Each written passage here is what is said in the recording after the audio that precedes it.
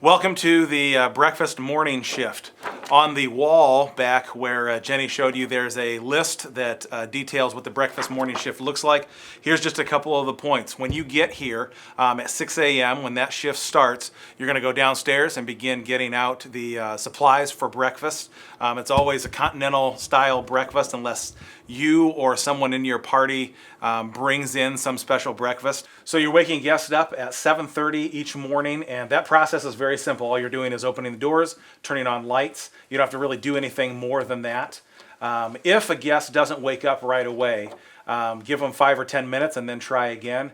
And if that still doesn't wake them up, then you can talk to the manager on duty, or myself or Jake are usually in here right away in the morning around 9 a.m. The other part that'll be important is just making sure that all food after breakfast is done is put away and stored. Again, it's kind of a continental breakfast, so it's not a whole lot to do and clean up at that point.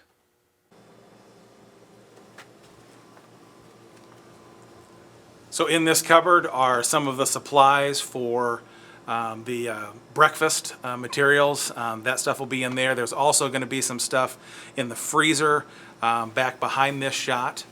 And then you'll also be able to, if you need to clean anything, cleaning up after meals.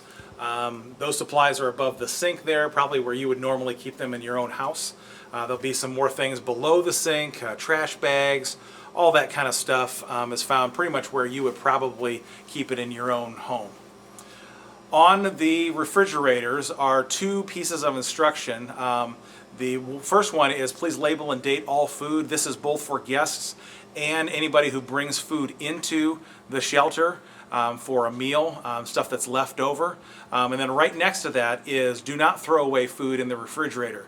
We have someone that kind of handles that for us and kind of keeps track of how long things have been in there, which is why it's really important to label and date all the food that is in there, both for guests and for volunteers as they bring things in. Also on the side of the refrigerator is a whiteboard that just has supplies needed. So if there are things that food-wise that we run out of that we need to replace, like things for the continental breakfast or freezer breakfast foods, simply write those on there. We have someone that will go and pick those up. And then also right below that is a check the supply closet under the stairs for more supplies.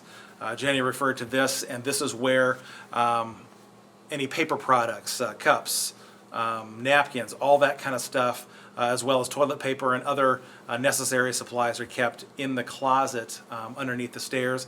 And the key for that is going to be on the key ring that you should either have or someone working with you has each time that you're here. So at the end of the breakfast shift, we've already talked about putting away food items and that kind of thing. What'll happen around 9 o'clock is that the shelter will usually close unless people are staying for devotions. Devotions happen from 9 to 9:30. Jake and I usually are the ones that are doing that. But if we're not here by 9 or really even before 9 o'clock, it is safe to assume that there will be no devotions that day. Now, we'll try and communicate with you as a volunteer on whether or not that is happening.